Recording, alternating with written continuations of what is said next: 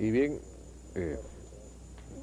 estamos entonces con nuestro panel político, estamos con Marta Chávez, estamos con Jorge del Castillo, Víctor Andrés García Belaunde y Susana Villarán. Bueno, buenas noches, ¿cómo están? ¿Cómo les va? ¿Qué tal? Buenas noches.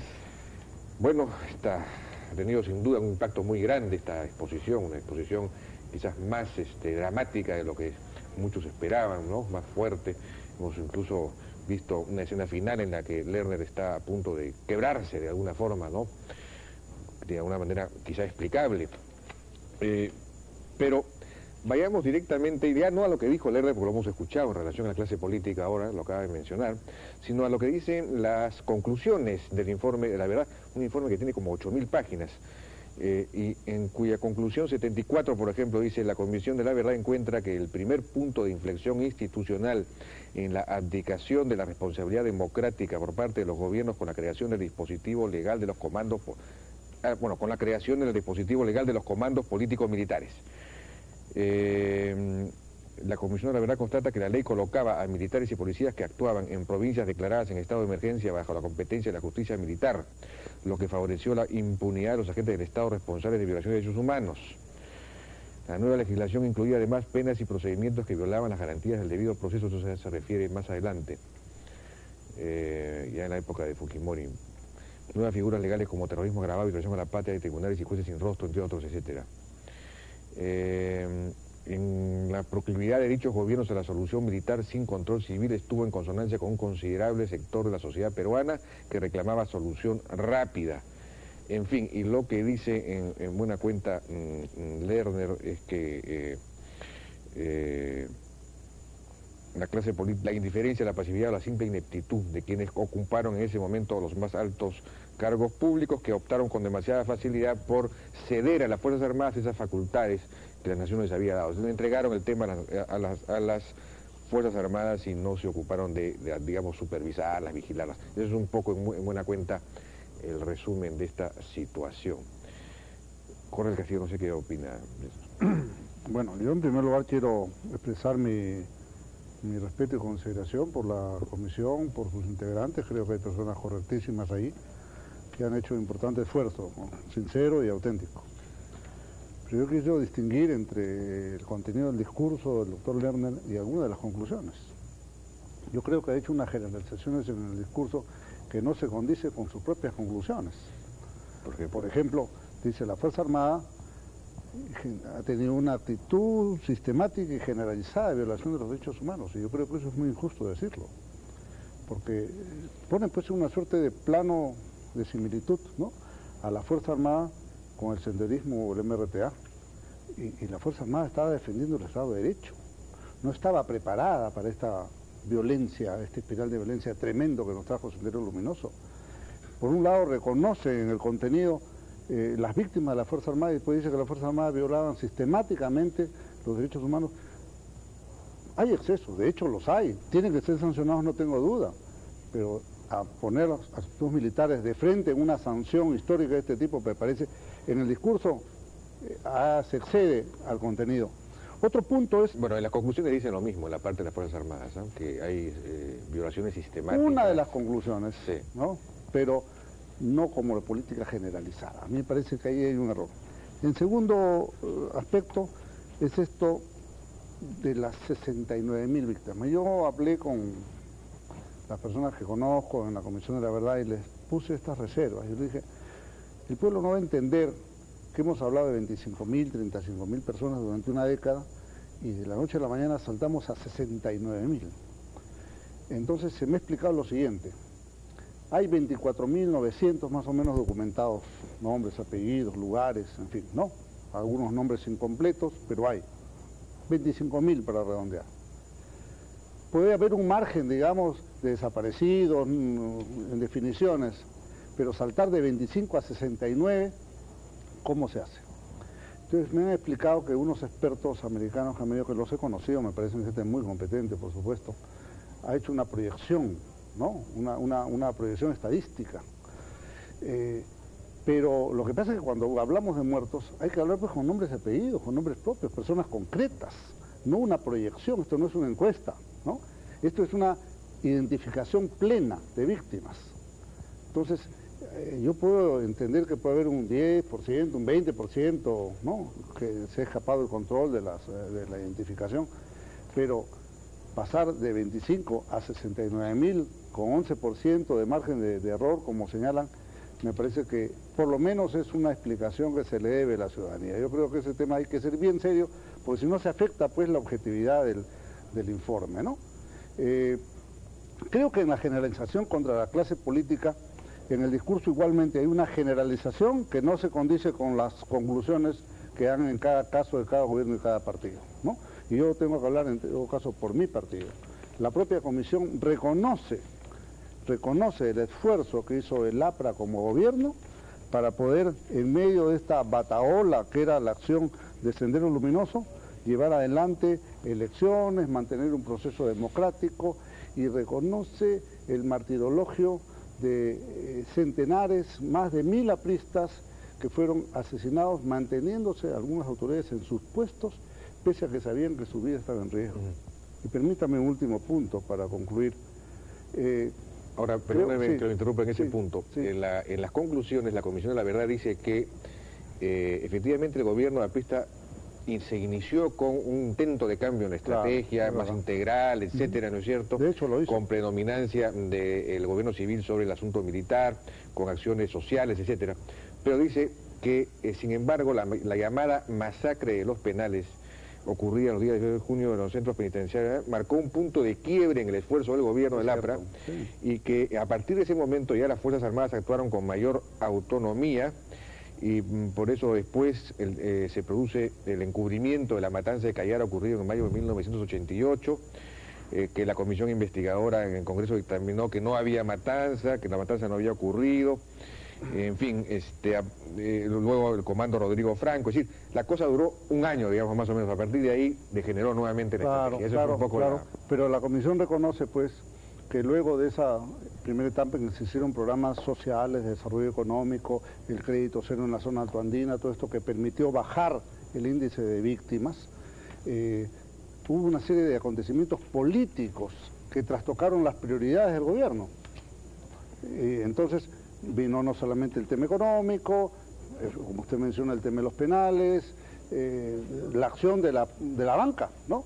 Recuerde, hubo una acción política, un cargamontón de todos los sectores de derecha e izquierda contra el APRA, aislándolo. Entonces cambiaron el orden de prioridades, pero esto no puede trasladarse a decir, hubo una acción sistemática de violación de derechos humanos. Hubo excesos, hubo violaciones, sin duda, pero no como una acción de gobierno. Tan así que en el tema de los penales, la comisión no llega a una conclusión de responsabilidad penal de Alan García ni ningún dirigente aprista. Creo que este es un tema importantísimo. Bueno, no se sabe. Hoy día, sí se sabe. ¿Ha visto la lista de los...? Sí, no, sí se sabe. ¿Sí? Yo lo sé perfectamente. Se le han informado. No, yo lo sé, y además... En las conclusiones no figura... Pero perdón, es que estas son las conclusiones. Yo he leído muchas otras cosas más que tengo acá. Entonces no hay una responsabilidad penal, y eso es fundamental, y le voy a explicar. Hablan de una responsabilidad política de diversos hechos y esas cosas se asumen, ¿no? Nadie le corre al tema, y creo que hay que aceptar las cosas como son. Pero responsabilidad penal hay una distancia, porque hoy día un parlamentario responsable, sin haber leído, o sea, termina la ceremonia de Palacio, nadie había leído, aparte de los miembros de la comisión, las conclusiones, y él salió a decir, con esto Alan García se va preso. ¿No? Cuando leemos en la tarde el tema, no hay una línea de responsabilidad penal de Alan García ni ningún miembro del gobierno. Rápidamente al tema de la Acción Popular. Hemos debido comenzar en realidad por Acción Popular, que fue el primer gobierno. Y está ahí y figura como primero además, ¿no? Primero, efectivamente. Pero Alapra siempre tiene algunos privilegios. Pues. Sí, pues así es. El compañero Altao. Bueno, según la Comisión de la Verdad, la decisión adoptada por el gobierno de Acción Popular inició un proceso de militarización que duró más de una década. Así, cuando se nombró, se creó los comandos políticos militares a partir del 82, de fines del 82, y se produjeron a partir de ese momento numerosas violaciones de derechos humanos de manera sistemática y o generalizada. El gobierno de Acción Popular toleró, dice, esas violaciones de derechos humanos, matanzas como las de Putis, Pucayacu, Cabitos, etcétera. El Parlamento no nombró ninguna comisión investigadora. Entonces se encuentra responsabilidad política en el gobierno de Acción Popular por su tolerancia con las violaciones de derechos humanos cometidas por parte del Estado, principalmente contra la población indígena. lo cual es una muestra de esos hábitos de discriminación y racismo existentes en la sociedad peruana. En fin, esas matanzas, y la indiferencia frente al tema, digamos, ¿no? Y que entre el 83 y el 84 se produjo la mayor cantidad de muertes anualizadas de todo el conflicto. Bueno, yo creo que coincido con Jorge del Castillo que el discurso del señor Salomón Lerner es más dramático, mucho más dramático, más preocupante para toda la sociedad que el texto mismo. Yo creo que el discurso no guarda mucha coherencia con lo que ahí se dice. En el caso de Acción Popular, yo quiero decir dos cosas. Es el informe un poco contradictorio, porque en el primer lugar alaban a Acción Popular, dicen que resaltan el esfuerzo realizado por el gobierno del presidente Belaúnde para preservar el régimen democrático. Y, en fin, las primeras conclusiones son de alabanza al sistema democrático, a los derechos, en fin, democráticos implementados o desarrollados por Acción Popular. Ahora, dice que fue que Acción Popular o el Estado en algún momento, por sorpresa, tuvo la sorpresa, se le sorprendió y no reaccionó quizás con la experiencia que el caso requiere. Claro, eso no dice que no hubo archivos durante el gobierno militar, no dice que durante el gobierno militar se incubó un poco la subversión. Ahora, en la parte final que usted dice, habla de eso. Lo que pasa es que no es verdad. En primer lugar, los pocos excesos que pudieran haber habido en la época de Acción Popular, todos se conocen. En el informe no se dice nada nuevo. Hay que resaltar que en el informe no se dice nada nuevo de lo que ya se conoce. Simplemente se analizan o hay un juzgamiento político sobre hechos ya conocidos. Quizás en los anexos que no están publicados, que no los conocemos, puedan individualizarse las responsabilidades. Pero no hay nada nuevo, los hechos están ahí, Ushurajay, Ocayara, en fin, todos los Ocos, todos están allí, más o menos. Y se han hecho 3 exhumaciones de fosas comunes, se han encontrado 79 cadáveres, pero ahí están. Pero no hay nada nuevo. Lo que no dice ahí es que esos casos, los pocos casos que hubieron, se fueron sometidos al Poder Judicial. Los militares que cometieron los excesos fueron separados del cuerpo militar y fueron sometidos todos al fuero civil y fueron juzgados y condenados ahí. En el tema de Ushurajay se confirma lo que se dijo en su momento, es decir, que la Comisión Vargas Llosa tuvo la razón, los militares no asesinaron a los periodistas, fueron los propios comuneros y el Poder Judicial así lo estableció.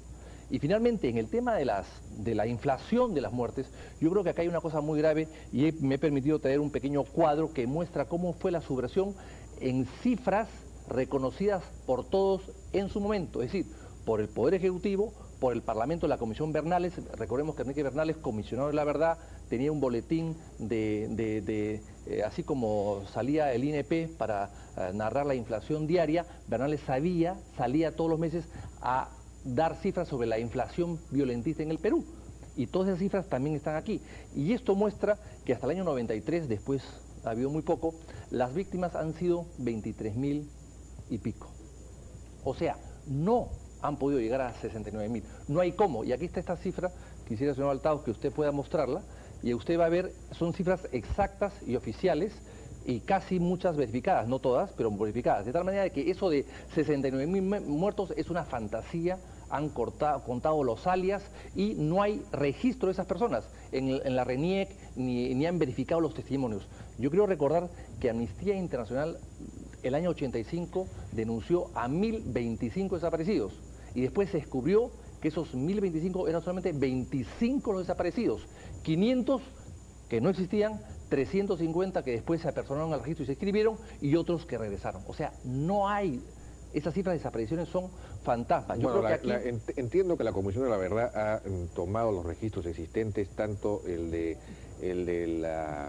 los organismos de derechos humanos, los de la Fiscalía de la Nación, que fueron recogidos por la Defensoría del Pueblo, y la propia Comisión de la Verdad ha hecho sobre la base de 17.700 testimonios. Exacto. Su propio levantamiento. Exacto. Han comparado los tres y el resultado de eso. Pero la gran masa de víctimas es hecha... Claro. Perdón, la gran masa de víctimas es hecha en base a testimonios, porque las otras cifras que usted menciona son muy pequeñas, en realidad, viendo las cifras que ellos han publicado. O sea, la gran masa son del banco de datos que ellos han formado de acuerdo a testimonios, y los testimonios no los han verificado, ninguno. No han verificado los nombres ni los alias. Hay muchos alias dentro de los 70.000 y no saben quiénes son. Por tanto, no se puede dar una cifra alegremente si no pueden haber verificado la existencia de la persona. En el derecho penal, señor Althaus, Para demostrar el robo de una cosa hay que demostrar primero la preexistencia de la cosa. Aquí hay que demostrar la preexistencia de la persona para ver si la persona es víctima o ha desaparecido. Y eso no se ha hecho, no se ha verificado y creo que es una falta gravísima. Nosotros en su momento lo denunciamos y veo que no nos han hecho caso. Bueno, quisiéramos tocar brevemente el periodo Fujimori. Según la Comisión de la Verdad, a partir del 89, las Fuerzas Armadas adoptan una nueva estrategia antisubversiva, en buena cuenta que mucho más vinculada con la población. Habían aprendido el tema. Y que se aplica, no lo dicen muy claramente a partir ya del gobierno de Fujimori, en realidad, ¿no? Eso no lo dice. Eso lo sabemos nosotros, pero, que hemos vivido en el Perú todo este tiempo. Pero, digamos, eso se define, digamos, el 89, pero dice que a partir del 92 la nueva estrategia contrasubversiva puso énfasis en la eliminación selectiva de las organizaciones político-administrativas de los grupos subversivos. Se crea el grupo Colín, etcétera. El presidente Alberto Fujimori y su asesor Vladimiro Montesinos y altos funcionarios del SIN tienen responsabilidad penal por los asesinatos, desapariciones forzadas y masacres perpetradas por este escuadrón de la muerte. Y dice que la DINCOTE, gracias a la experiencia acumulada desde fines de la década anterior, mostró facetas más constructivas y eficaces que desembarcaron en la captura de Polay, de Abimael Guzmán, etcétera, etcétera. En fin, eso es más o menos para resumir. Sí, bueno, esa es la carnecita, ¿no? A eso iba dirigida la Comisión de la Verdad, por eso es que cuando a nosotros nos convocan, simplemente les dijimos no les reconocemos a ustedes ninguna legitimidad ni de origen ni de ejercicio para estar analizando una época, en primer lugar, castrada, porque el problema del terrorismo se genera ideológicamente en la década de los 70, como quiera que la gran mayoría de los actores principales de la Comisión de la Verdad eran actores políticos en ese momento, cercenaron esa época y se saltaron a la década del 80, ¿no? y a la década de los 90. Evidentemente la puntería está dada al gobierno del presidente Fujimori, y esto, lo que conozco, Jaime, de lo que he podido leer, es toda una serie de prejuicios y lucubraciones sin ningún apego a la realidad. Comenzando en primer lugar, cuando uno ve el índice, Jaime, a mí me parece un horror y yo protesto. ¿Por qué? Porque me parece un horror que pongan acá en el capítulo primero los actores armados. ¿Quiénes eran? El Partido Comunista, no el autodenominado, ellos lo llaman Partido Comunista, ¿no? Y junto con estos ponen a las fuerzas policiales, las fuerzas armadas. Es decir, no tuvieron los señores de la Comisión de la Verdad el apego a la verdad de decir, señores, acá hubo una guerra que declararon estas bandas terroristas y acá hubo un Estado y una sociedad que trató de protegerse. No, los ponen a todos juntos, es un conflicto en el que todos valen lo mismo.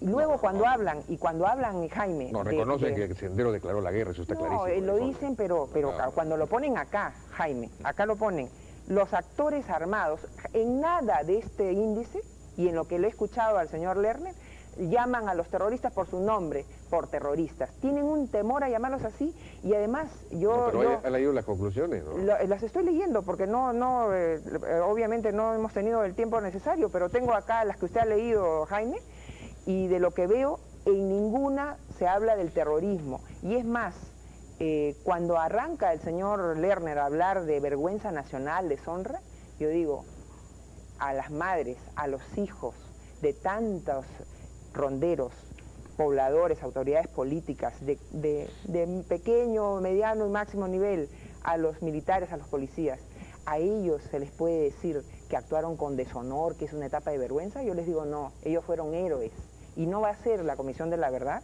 la que diga que las personas que se enfrentaron al terrorismo son personas que han participado en un episodio de vergüenza y deshonor. Yo no siento que haya participado como ciudadana, que me quedé aquí en el Perú en una etapa de vergüenza y deshonor. En todo caso, la vergüenza es de los terroristas que iniciaron una sangrienta guerra contra el Estado. Ahora, yo creo que de esto, de todo este tinglado que se ha armado, esta elevación artificial de los muertos, sin ningún correlato, sin ninguna prueba, Jaime, acá hablan una cifra más probable, es decir, ni siquiera es la cifra verdadera. Luego cuando usted lee, no leyó, Jaime, la conclusión 102, cuando se habla del caso de la residencia en la Embajada de Japón, dice, ¿no? Condena, sin embargo, las ejecuciones extrajudiciales que se habrían producido. ¿Qué es esto? ¿Qué contrabando es este? Condena algo que se habría producido. ¿Esta es comisión de la verdad o comisión de la sospecha, de la presunción, de la invención? Entonces yo creo que están descalificados moral y legalmente, y yo creo que esto, como ha dicho algún congresista, tiene que ir al tacho de la basura. Bueno, vamos a ir a nosotros por nuestra parte a una breve pausa y regresamos con Susana Viera. Bien, estamos nuevamente al aire, hemos escuchado los puntos de vista de Jorge del Castillo, Víctor Andrés García Belaúnde y Marta Chávez, representantes de alguna manera de los 3 gobiernos que han estado en el poder desde 1980. Susana Villarán no ha estado en el gobierno, pero de alguna manera está vinculada a la izquierda, y la izquierda también está bien criticada acá en el informe. Desde ese punto de vista el informe sí es equilibrado, relativamente equilibrado. Pero ¿qué nos puede decir sobre lo que se ha dicho acá? A mí me parece que el informe, en primer lugar, yo creo que hoy es un día histórico en el Perú. Yo no quiero restarle la importancia ni la solemnidad que un día como hoy, en que se conoce el informe de la Comisión de la Verdad, tiene. Y creo que es importante tomarse las cosas con esa seriedad en el país. Tener la oportunidad de mirar la verdad, porque es mucho mejor mirarla, aunque duela, que negarla porque daña. Y daña profundamente. Y este país ya hemos tenido demasiados momentos en que nos hemos acostumbrado a no mirar la verdad, a seguir construyendo sobre los errores. Y yo quiero agradecer a Salomón Lerner y a todos los miembros de la Comisión de la Verdad por el trabajo que han hecho. Agradecer también a Valentín Paniagua porque instaló la Comisión de la Verdad, con una grandeza de estadista, a pesar de que el periodo en el cual él estuvo como parte del Gobierno de Acción Popular iba a ser comprendido. Y creo que eso habla extraordinariamente bien de Valentín Paniagua. Y quiero agradecerle a Alejandro Toledo también porque ha permitido que trabaje con independencia de esta comisión. Y yo creo que esas cosas hay que ponerlas por delante. Creo que este discurso de Salomón Lerner ha sido un discurso radical, no en el sentido de extremismo, sino de radical porque va a la raíz de las cosas. Y nos ha hablado más allá de cifras, yo creo de esa fractura enorme que todavía existe en este país entre lo que es el Perú real y el Perú formal. Y sobre la base de esa fractura, que lamentablemente continúa todavía en nuestro país y que es responsabilidad de todos superarla, se ha dado esta violencia que ha costado todas estas vidas y todo este sufrimiento a nosotros. Y entonces cuando Salomón Lerner dice no vamos a escamotear ni una pizca de verdad a la que tienen derecho los peruanos, está respondiendo a algo que los peruanos hoy día han expresado en las encuestas.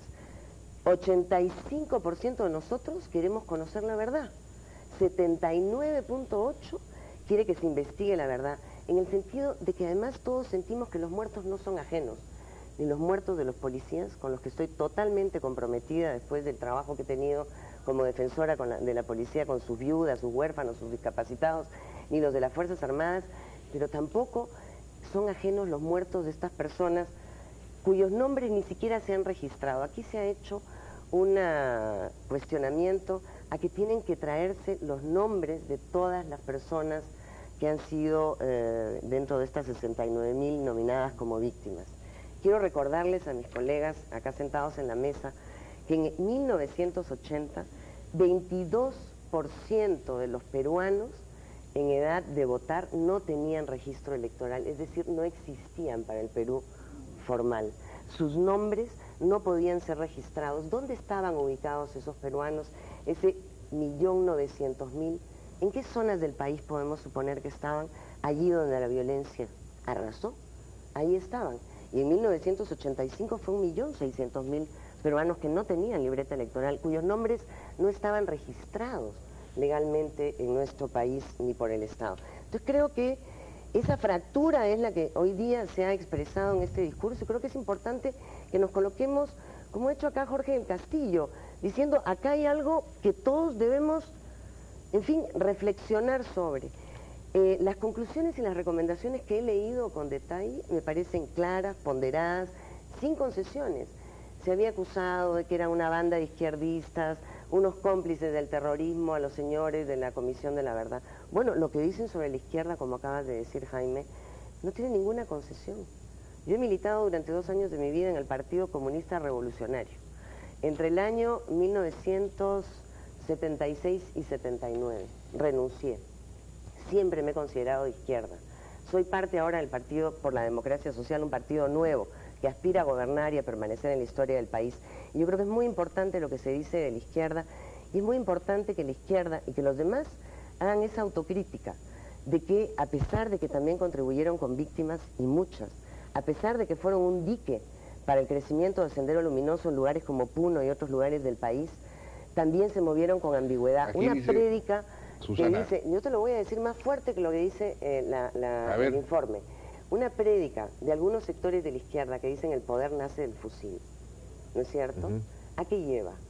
O esa visión instrumental de la democracia en sí no es un valor, sencillamente hay que usar los mecanismos de la democracia para cambiar ese estado burgués. Todo eso, de hecho, ha tenido que tener una influencia. Esa ambigüedad de la izquierda respecto del fenómeno de la violencia armada ha tenido que tener un impacto y hay que reconocerlo autocríticamente. Y creo que eso es importante y hay que hacer esas autocríticas en todos los sectores políticos que han influido en la vida de este país, porque no hemos resuelto los problemas y porque probablemente por acción o por omisión hemos abonado a esta violencia. Y yo quiero dejar también claro que una cosa que se plantea acá es que el gran responsable de esta tragedia nacional, de esta violencia que nunca antes se vivió en la historia republicana, ha sido Sendero Luminoso, a quien se le acusa clarísimamente de cometer crímenes de lesa humanidad y de tener una práctica sistemática y generalizada que incluye el genocidio de la población esháninga, entre otros. Entonces, eso está claramente establecido acá.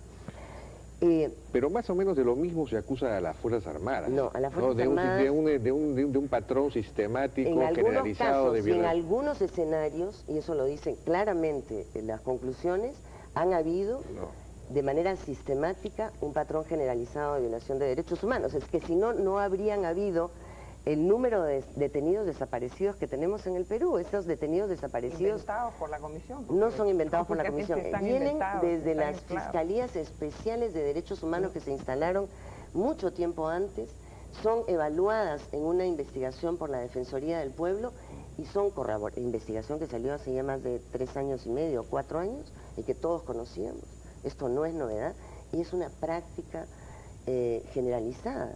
La detención y luego desaparición de las personas es un crimen de lesa humanidad.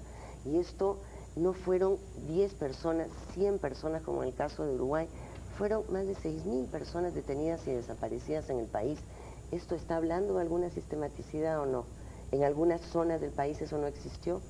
No me parece que se equipara en el informe, en las conclusiones que considero, repito, ponderadas al Sendero Luminoso y a las Fuerzas Armadas. Lo que sí hay una grave responsabilidad en quienes condujeron a las Fuerzas Armadas. Tú no puedes enviar a las Fuerzas Armadas o a la Policía Nacional del Perú a combatir un fenómeno y un enemigo desconocido, virulento, cruel, brutal como Sendero Luminoso y no conducirla y diseñar esa estrategia, esa abdicación de la civilidad frente a las Fuerzas Armadas fue parte del problema de la tragedia. Y creo que todos tenemos que hacer un examen de conciencia para no repetirlo. El tema no es para darnos de fuetazos, acusarnos y volver a encender entre nosotros la semilla de la confrontación. Ahora, quizás se podría decir que si las Fuerzas Armadas no sabían cómo combatir a Sendero Luminoso, ¿quién lo hacía? Menos las fuerzas políticas. Bueno, es que las fuerzas políticas... Pero ¿quién es el presidente de la República? ¿Es el jefe supremo de las Fuerzas Armadas o no? Las organizaciones de derechos humanos ¿Sí o no? supuestamente... Cuando tú juras como presidente de la República, ¿sabes que eres el jefe supremo de las Fuerzas Armadas? Jaime, ¿Sí o no? acá hay una loa a las organizaciones de derechos humanos. ¿Por qué no salieron ellas a combatir a Sendero Luminoso como parece que son las que mejores lo combaten? Yo diría, mañana cuando haya, como está habiendo ya, el rebrote de Sendero Luminoso, bueno, que vaya el batallón CBR con el señor Lerner a la cabeza a combatir como ellos saben. ¿Por qué las organizaciones de derechos humanos, que son tan pulcras, tan angelicales, por qué no fueron ellas las que fueron a combatir al Sendero Luminoso? Es muy cómodo y yo creo que hay una gravísima omisión y es muy fácil dársela de moralista y de acusador. ¿Por qué el señor Lerner y por qué la gran mayoría de los miembros de la Comisión de la Verdad, que tienen responsabilidades como docentes, como dirigentes de centros universitarios y las han tenido desde el 70 y el 80, no han hablado nada de la grave responsabilidad de las instituciones educativas. Como yo, que mando a mi hijo a una universidad donde creo que lo van a cultivar, al final mi hijo termina un marxista-leninista. Y eso ha pasado en la gran mayoría de las universidades. Y el señor Lerner, a pesar de ser rector de la Universidad Católica, se salta por encima de todo y lo acusa a los políticos, y cuando debía acusar a aquellos que envenenaron la conciencia de tantas personas. Yo he conocido personas con nombre y apellido, de muy buenas familias, muy buenas personas, que terminaron siendo el monstruo terrorista, y algunos de ellos murieron en la cárcel, combatiendo, ¿no? Entonces, esas personas, sus padres las enviaron a la universidad, ¿y qué recibieron? ¿Y quién asume esa responsabilidad? ¿El señor Lerner va a asumirla? ¿El señor Bernales? ¿El señor Carlos Iván de Gregori? ¿El señor Pero, Morote? Marta, que etcétera, todos etcétera? debemos asumir la responsabilidad que nos pero toca. cuando uno se da de moralista y de acusador de otros, debe tener mayor autoridad moral que los otros, ¿no? No se puede saltar a la garrocha la propia responsabilidad. De acuerdo. Bien, que nos ha ganado el tiempo, creo. No sé si hay algo más que Bueno, decir, muy brevemente, porque ya nos ha ganado el tiempo. Sí. La izquierda, si bien le han dado un poco, también le han favorecido. Por ejemplo, acá dice que el PUN, que tuvo el tino de llamarse PUN en medio de la violencia subversiva, ¿no es cierto? Y Patria Roja, dice que fueron los héroes de la lucha contra Sendero. Sí, eso me parece increíble. Eso me parece, francamente... Bueno, hay muchos militantes del PUM, yo nunca pertenecía al PUM, pero hay que Al final. Hay que ser veraz. Esa es una conclusión Pero del libro. Que murieron en Huancavelica, en Puno, pero por supuesto, Jorge, del que APRA han murieron muerto. 100 veces más, perdóname. Pero No por eso vamos a poner al ni PUM los y a muertos del Patria APRA, Roja, ni los ¿no? muertos del PUM, ni los muertos del Fujimorismo, menos de los de Acción Popular, son ajenos para Ya, ninguno de los un poco peruanos. más y- En el momento en que ¿sabes qué, comencemos a Susana? Acá le falta compartimentalizar los muertos, terminamos de nuevo cometiendo el mismo error. Parece que Ricardo Tus Leche hubiera muertos redactado y este mis párrafo, ¿no? muertos. Porque mis se muertos. hace un favor a sí mismo. No. Yo creo que eso no Eso es no tan nos hace justo. bien. No, es que no nos hace bien. No nos hace porque, bien. Veamos, sería equilibrado si dijera el PUM tenía la misma ideología, la misma... Eran sus hermanos descarriados.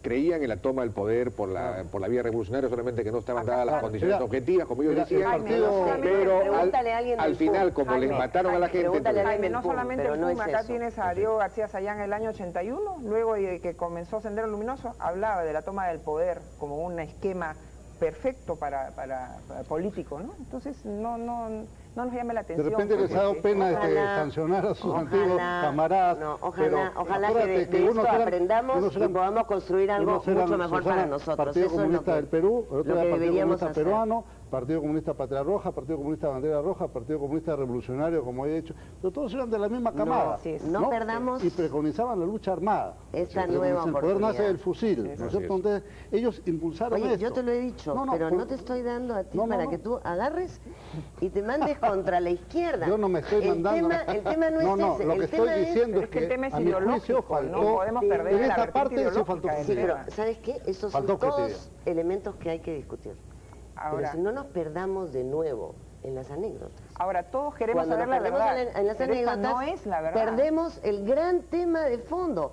O cambiamos las cosas para que esto no nos vuelva a ocurrir, y la clase política tiene una enorme responsabilidad en el futuro, o entonces vamos a volver a repetir. Pero no en y base por a- eso es que estamos tan Susana, lejos Susana, del pero no pueblo en base, en estos pero momentos. no en base a historietas que Nadie nos cuenten un confía grupo de en personas. nosotros. Te sugiero que invites mañana a tu programa a los técnicos que vengan a explicar cómo suben de 24.000 y pico a 69. Eso es Va a ser bien importantísimo. interesante. Sí. ¿Ya? A mí me lo han explicado. Sí. Y A mí hoy me no ha va a haber convencido. tiempo del tema. Pero a mí no me han convencido del todo. Por eso yo digo, Pero, ¿te merece... pareció serio? No, sí me parece serio. bien. Y la gente son serios, yo no lo dudo. Serio porque pero las indemnizaciones que hay detrás son muy serias. Puede ser interesante Es cuestión para de una... dinero. Para el mundo yo qué comercial. sé, una Es proyección cuestión de comercial, dinero, una pero eso no es proyección, mercante. un Es turbe de dinero, sí, pues. electoral. Claro. Eso no es Pero cuando ya mercante. tenemos que ver un escenario, me parece que no hubieran tomado en cuenta, por ejemplo, la migración forzada de gente. Entonces van tomando el mismo universo cuando ya la sierra se vació. Ya Pero nos algo está más falta, votando ¿no? acá, don Sí, Jaime, sí, con sí, una sí, cara sí, muy sí. elegante, pero nos está votando. Tampoco hay una muchachos. cifra exacta de la muerte de gente uniformada.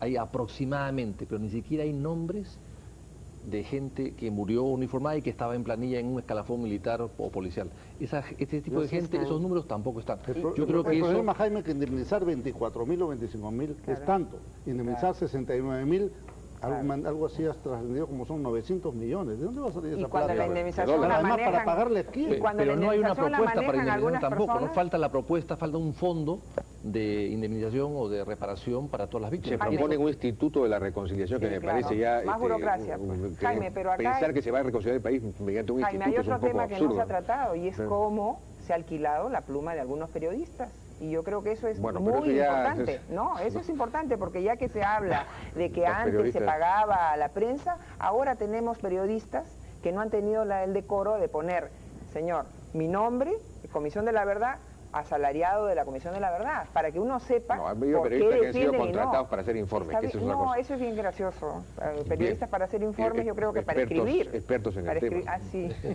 Bueno, en yo exhumaciones. les agradezco su participación. Esta es una discusión que, por supuesto, se va a seguir dando todos los días en todas partes, quizás hasta en los mismos hogares, en las instituciones, y forma parte precisamente, me imagino, del propio efecto que el mismo informe busca. Yo les agradezco su participación en la hora N. Vamos a una pausa y regresamos ahora con dos representantes de las Fuerzas Armadas, Luis Gianpietri y Jaime Ríos Araico.